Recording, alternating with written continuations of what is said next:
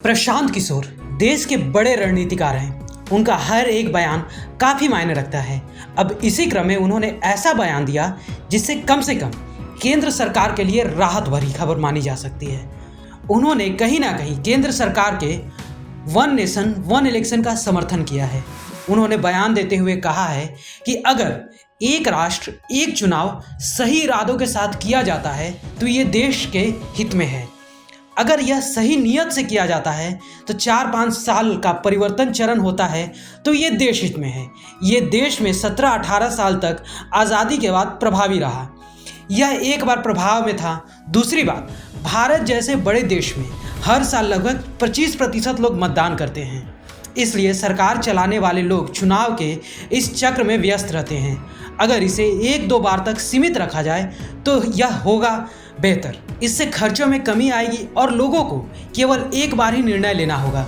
यदि आप रातों रात परिवर्तन करने का प्रयास करते हैं तो समस्याएं तो होंगी।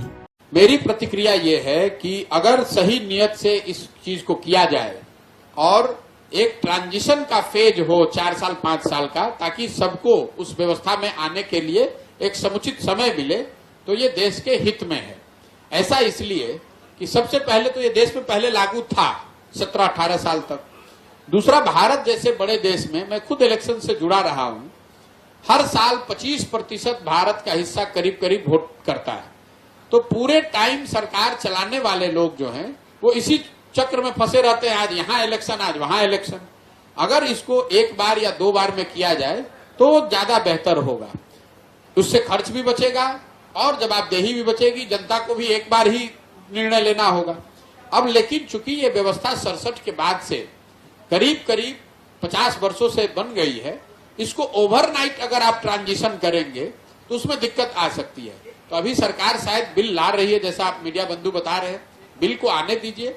अगर सरकार की नियत सही में ठीक है, इस चीज को होना चाहिए, होने से देश को फायदा है। लेकिन मैं फिर इस पे एक क्वेश्चन जरूर डालूंगा।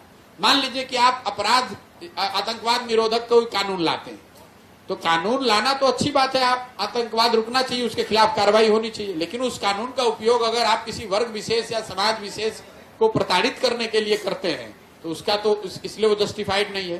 तो किस नियत से सरकार ला रही है और कितने साफगोई से, ईमानदारी से इसको लागू कर रहे हैं, इस पर निर्भर करता है। लेकिन मूलतः इलेक्शन हर रोज ना हो, हर साल ना होकर अगर 1 बार में या 2 बार में होंगे तो उससे देश का, समाज का आर्थिक, सामाजिक, राजनीतिक फायदा है।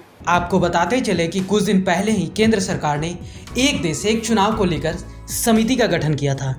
कानून मंत्रालय ने एक देश एक चुनाव को लेकर एक अधिसूचना भी जारी की। इसमें कहा गया कि राष्ट्रीय हित में देश में एक साथ चुनाव कराना वांछनीय है।